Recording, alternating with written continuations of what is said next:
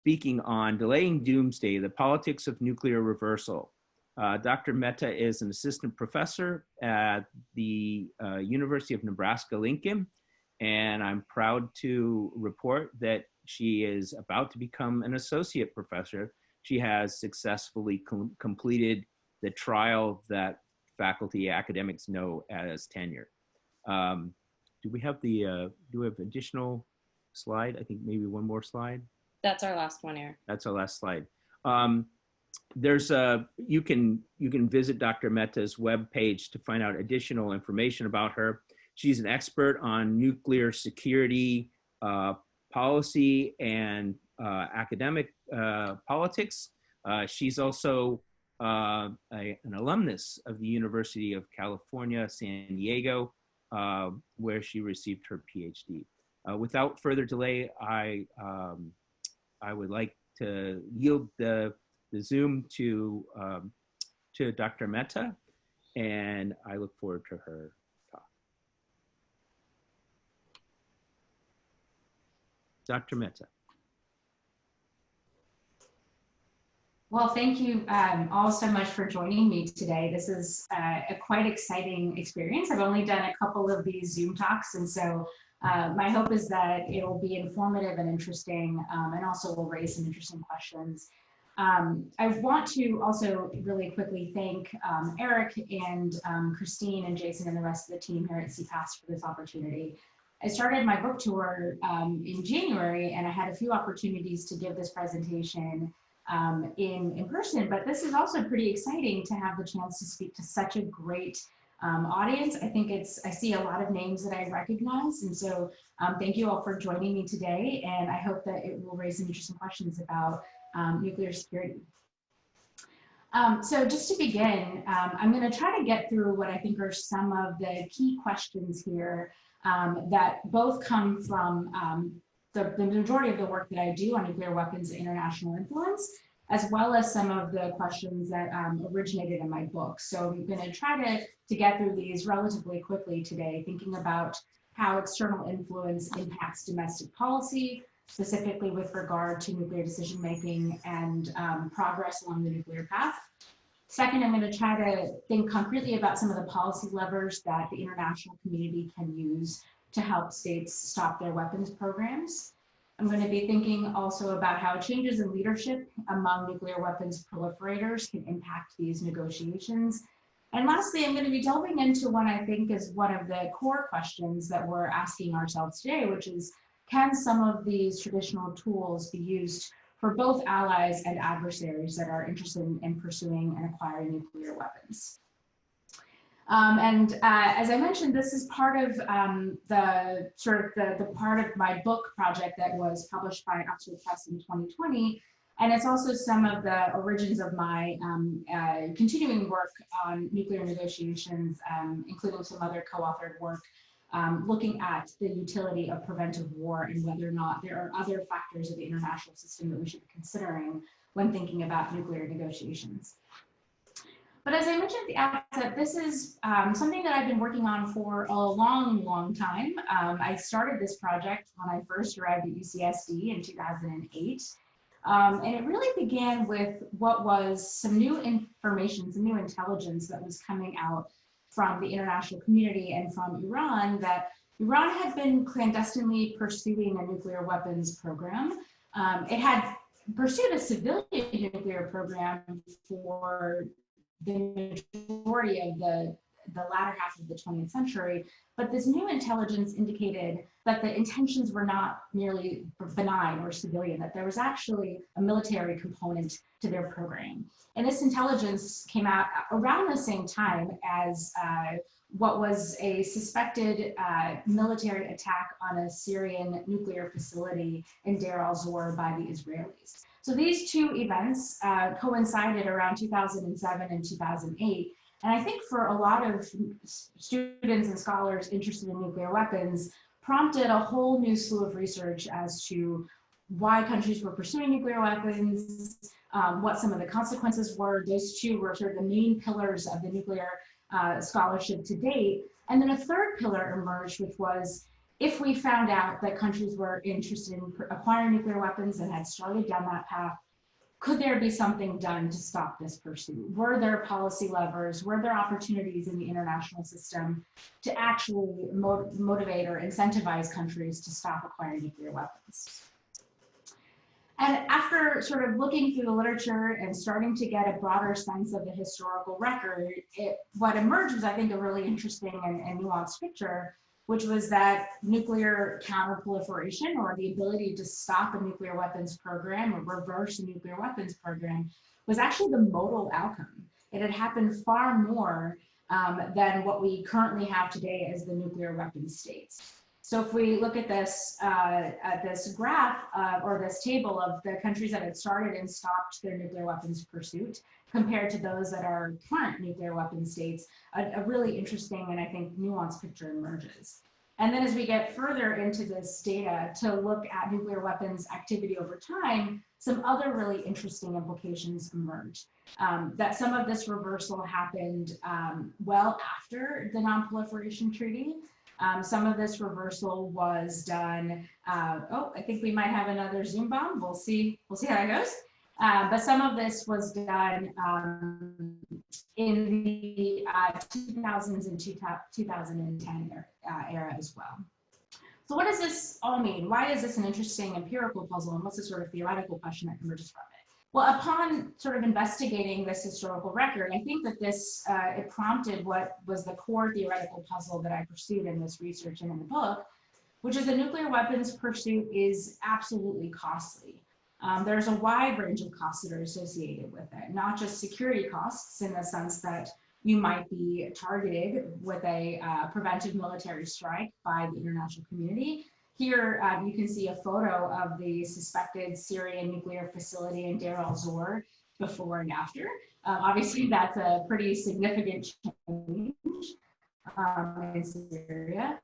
Second, there's obviously some domestic political costs. I think now more than ever, we're starting to realize that there are opportunity costs for any type of policy pursuit. If you are engaging in nuclear weapons, you may not be able to provide welfare programs or other domestic policies that your population wants. And lastly, these are incredibly, incredibly expensive programs.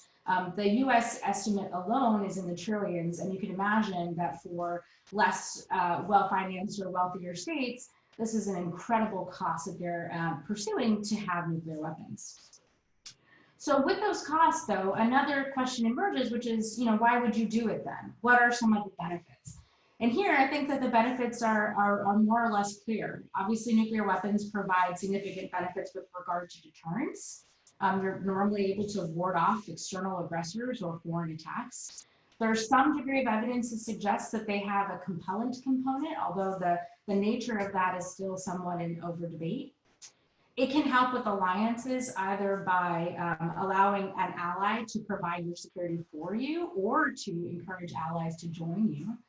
And lastly, it might have some cooperative benefits. And here, this photo of Kim Jong-il and Madeleine Albright suggests that it can have these broader diplomatic or reputational benefits once you enter the nuclear club. So with these two interesting and I think relevant questions that emerge from the empirics and from the theory, given that we've seen so many countries stop their nuclear weapons pursuit despite these benefits, that was the sort of core puzzle I wanted to ask in the book here.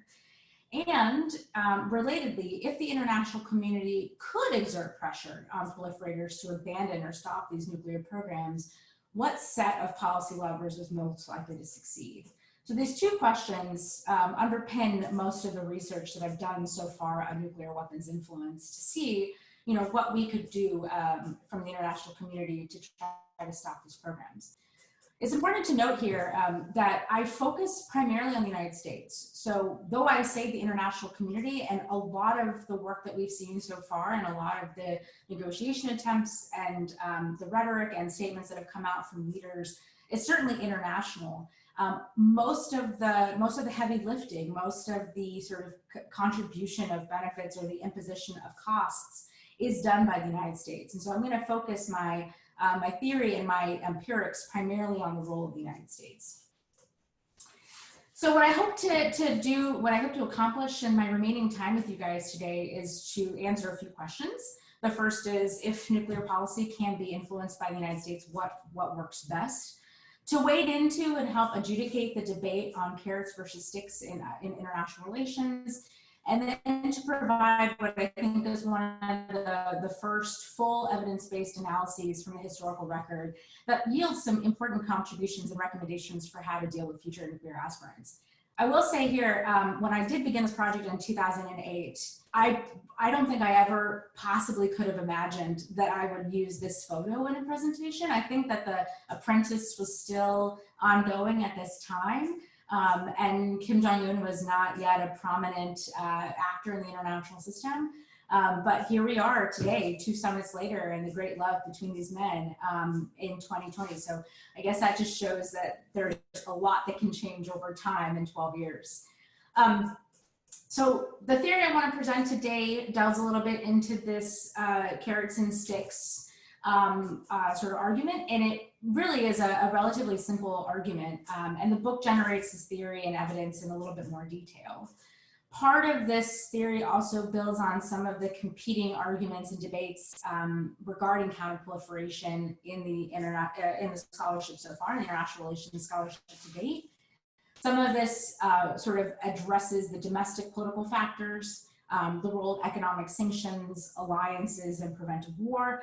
I actually incorporate almost all of these theories to some degree to come up with what I think is a more exhaustive explanation for counterproliferation that takes into account each of these specific ones to address a wider range of proliferators. So how does this work?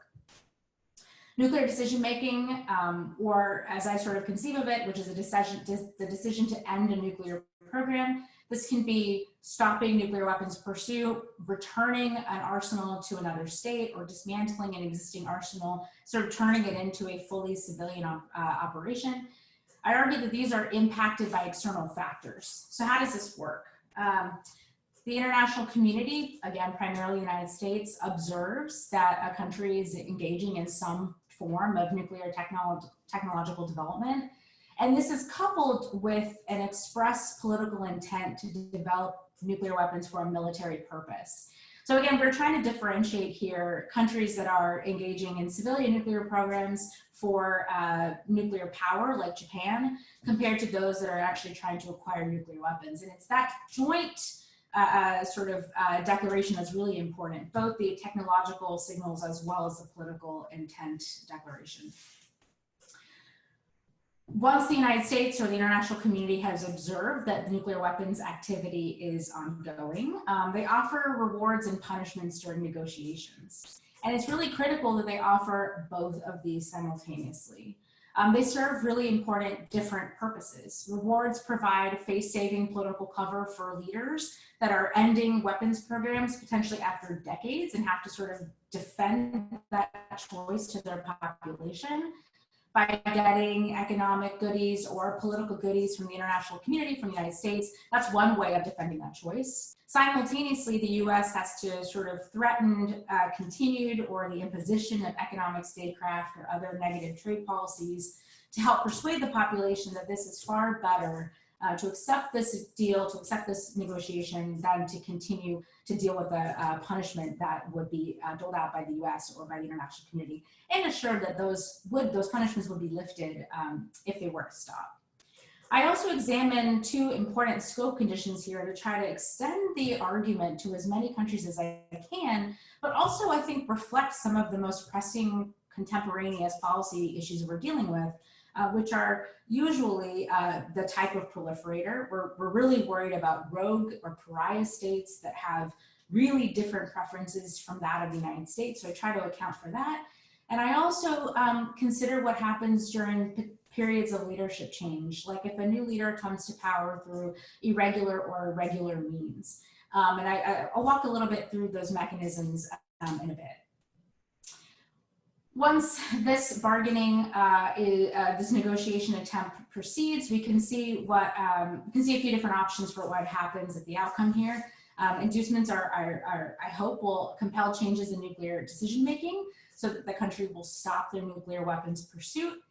And the argument here, again, extends to adversaries of the United States, And importantly, what is operating in the background is this ultimate threat of military force or a shadow of preventive war. So if all of this is rejected, the United States or another member of the international system can credibly indicate that the last option is a preventive military strike. What is critical, though, is that if this is used on its own, in the example that I gave at the outset about Syria, where certainly those attacks can destroy facilities, for some proliferators, if this is used on their own, it actually can increase their resolve and make them more committed to acquire nuclear weapons despite the cost of doing so. And we can sort of imagine how the psychology of leaders and the population can yield those outcomes. So just to run through the hypotheses, these are really, really quick. What I'm hoping is that all of these hypotheses leads to nuclear reversal. So first, considering external inducements with the threat of war. Second, considering external inducements given proliferator type with the threat of war. And lastly, considering inducements during periods of leadership change with the threat of war will lead to nuclear reversal. So just to walk through really quickly what I think are two of the core mechanisms here that I'll eventually test. The first is asking, why is it that leadership change might actually be more or less conducive to counterproliferation? Well, the argument that I'm trying to make, and I think this is backed up a little bit by some of the historical record, is that we can imagine that when new leaders are coming to power and they do have different preferences for nuclear weapons, this could actually signal to the international community, to the United States, that there's an opportunity to end these programs. And for a new leader, this can also be the sort of weight being lifted off from a predecessor. So even if a predecessor is unwilling because they've invested a ton of money and time and attention in the nuclear program and has sort of had that be one of the landmarks of their domestic policy, new leaders can actually demonstrate a wider range of preferences on this and try to initiate some new policies, especially negotiations with the US or with other countries. The example here is of President Rouhani's election in 2013 that was actually some of the initial sort of motivation for the United States during the Obama administration to reach out to the Iranians to see if there was an opportunity to impact Iran's nuclear progress. The book goes through a wide range of evidence that I'm not obviously going to get into today, but I wanted to just give you a sense of what I tried to do here. I conduct a few large N analyses of a wide range of inducements on nuclear reversal. I include some illustrative case anecdotes of Pakistan and China, which are two historic failures, so to speak, of counterproliferation policy. And then I conduct 3 in-depth analyses of India, Iran, and North Korea that leverage archival or interview data that I collected from interviews with policymakers from the International Atomic Energy Agency, the United States, Iran, Pakistan, Argentina, and Brazil. So what does the data tell us? I have bigger regression tables in the back, but it's Zoom on a Monday morning, and so I don't think everyone wants to see all of that. So I thought what I would go through is just give you a quick hit of what the data tells us. Thankfully, I'm right. So with the cross-national data, the use of inducements on nuclear reversal has a positive and significant association. What you'll also notice is when I broke down the use of inducements between positive and negative inducements, we also see that positive inducements have a positive effect. And this does not take into account things like proliferator type or sort of the major parameters that we might imagine might impact this overarching relationship. So I tried to do that next, to think about cases which I think are relatively modal in the international system. The first is trying to think of friendly proliferators or countries that are allies or friends of the United States to see when force is not an option, when the United States cannot credibly signal that they would threaten military force, what happens then? What type of inducements are available and effective? And here, as you'll notice, not much, right? There's not a lot of effective policy levers in this particular case. One thing that is effective, however, is security guarantees. And what we've seen from the historic literature, especially in the 50s and 60s and 70s, is the United States actually did use the extension of US security guarantees or the extended nuclear umbrella to actually motivate countries to give up their nuclear weapons programs. So we can think here of Taiwan, South Korea, Japan, where there's a strong defensive commitment between the United States and those countries to ensure their protection in the event of a foreign aggression. And interestingly here, sanctions have a negative effect, suggesting that, it's probably not the best idea to sanction your friend. So that's relatively, I think, consistent with some of the literature we've seen to date. I also wanted to think about cases which I think are more reflective of our current policy problems and the countries that are really of concern to the United States and other policymakers, adversarial proliferators, where we would like to consider a credible threat of military force, but prior to that, are there any other policy tools that might be somewhat effective?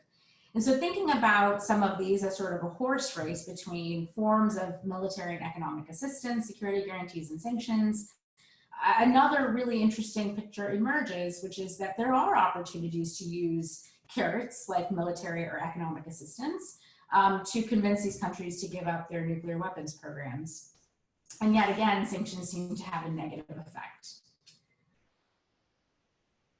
I also wanted to look then at what happens if these countries experience leadership change. And when I looked at the impact of inducements collectively, not breaking them down by type, but just as an aggregate variable, I see that inducements have a positive and significant association with counterproliferation in year T. When we look at that effect after 3 and 5 years, so after a new leader is no longer new and has been in power for 3 or 5 years, and their preferences have either sort of shifted or they're more committed to nuclear weapons than they maybe were at the outset. Maybe they were handed a lengthy program by a predecessor and they're now convinced that they should keep it. The opportunity to change their minds or to reverse those nuclear weapons programs actually is no longer there. We see that this positive effect attenuates and reverses over time.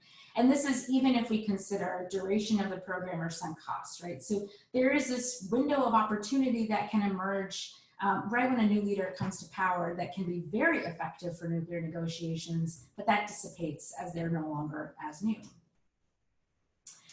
With all the statistical evidence, though, I also wanted to make sure that this was somewhat reflective of the reality on the ground. And so some of the evidence that I present in the book is from primary and secondary sources, including statements from analysts or even presidents themselves.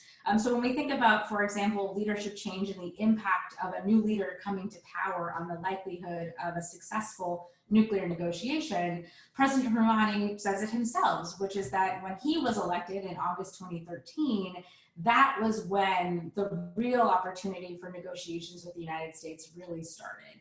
Other Iranian and Iranian American analysts sort of reflect that, which is that other presidents had or other leaders had been wasting time. They weren't promising anything, but it was Rouhani himself that was the best hope for détente. I wanted to couple this qualitative secondary source evidence with some original primary source evidence that I collected from interviews with the current Director General of the IAEA and the former non-proliferation section head of the IAEA, as well as the Iranian representatives to the IAEA. And here, as you can see from this evidence, from these interviews, that there is a similar story, a similar narrative about the role of the Iranian administration, and importantly, also a similar narrative about the utility of inducements. And I think that the third quotation here, which is from the counselor of the Iranian representative to the United Nations, really reiterates the importance of the argument that I'm trying to propose here, which is that it was both the emergence of President Rouhani in 2013, especially after President Ahmadinejad, who was a less effective communicator and less effective negotiator, but it was importantly the carrot that the United States extended, which was some amount of enrichment that would be allowed and accepted through the JCPOA, the Joint Comprehensive Plan of Action. That positive inducement, coupled with the sanctions that had already been implemented and the threat of additional sanctions through the Iran nuclear deal, was really the motivating factor for the Iranians to accept this agreement and allow for limitations on their nuclear progress. Fun fact, I actually went to Vienna to conduct a whole range of these interviews, and thankfully I did not have to go to Iran or other places. And if anyone is ever interested in talking about doing field work in Vienna, I'm a big proponent of it. So please let me know. I'm happy to share some of the details about that experience. So to conclude here, I want to make sure I have plenty of time for questions. And I know that Zoom meetings can get a little bit boring, so I just want to make sure that I have plenty of time for engagement and questions from you all. Just to conclude here with what I think are some of the theoretical and policy implications. First and foremost, this book and this research, I think, reiterates one of the most important findings that some within the policy community had known but had not seen the sort of robust evidence for, which is that the US, the international community, can help motivate changes in nuclear decision-making and convince states to stop their nuclear weapons pursuit. This is not going to be just a domestic policy shift. Second, it's this combination of carrots and sticks together that increases the likelihood of reversal. Again, this is a relatively big change from some of the research that had been done to date about the utility of one end or the other of the spectrum.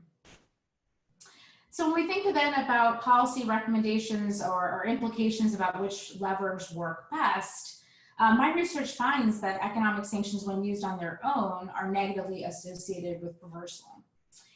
Suggesting here that sanctions relief is also not a sufficient reward.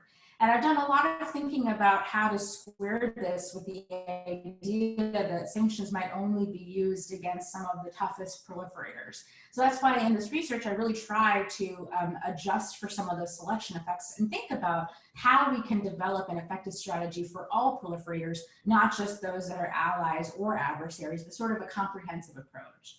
Third, I find that there is an opportunity for action that occurs during periods of leadership change. And this is absolutely not a suggestion that the United States or other countries should go out and be in the business of forcible regime change. That is only going to incite and encourage further commitment to acquiring a nuclear weapons program. But in the event that there is a leadership change, whether it's through regular or irregular means, that might be a moment that can be used by the US or by the international community to try to negotiate. For those of you that have been following the news about Kim Jong-un and his suspected illness over the past few days, some of the questions that have emerged are who is going to be the new leader if he passes on, and is that an opportunity for us to sort of reach out to this new leader, whether it's a member of his own family or a member of the military, to see if there's an opportunity to reach some common ground or get some new traction on the nuclear negotiations. My research would suggest that in those periods, while not encouraging forcible regime change, that could be an effective window of opportunity. Last, there is the importance of military force that is operating in the background. This can't be used at the outset. As we've seen from a lot of the other research to date, preventive military attacks might actually encourage other forms of weapons of mass destruction. For example, the Syrians, after their suspected nuclear facility was attacked by the Israelis in 2007, sort of shifted their approach to start to develop chemical weapons that were then used during the Syrian civil war against their own population.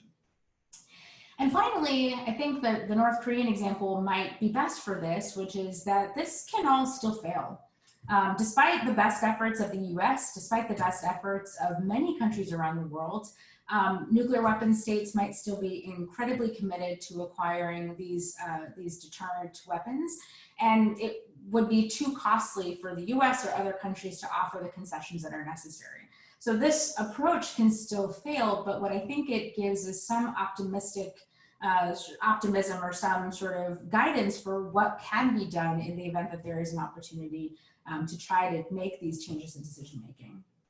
So with that, I will end here, and I'm really looking forward to your feedback and your questions. Thank you so much.